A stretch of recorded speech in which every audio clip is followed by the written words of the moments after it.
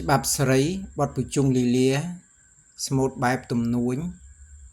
វគ្គទី2សោចព្រៀងបាញ់ឈៀងបាញ់ឆិតប្រុងព្រើលបានចិត្តវាហ៊ានដោយសារហើស្រីអប្រៃឥតកា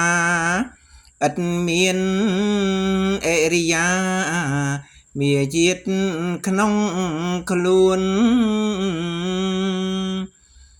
ភ្លើងក្រៅគុំនាំទៅក្នុងឲ្យឆេះបំផ្លុងរឹងផ្លុំបង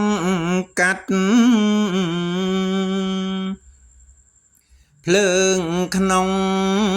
មិនប្រុងប្រយ័ត្ននាំមកបងកាត់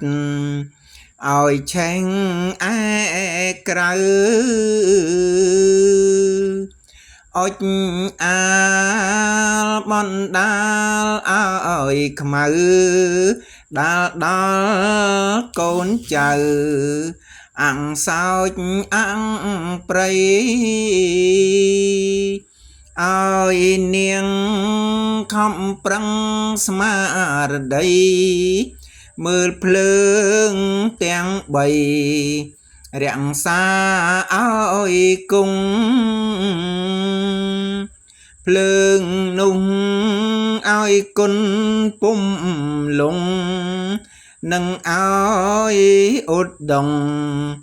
ឧត្តមកន់ឡង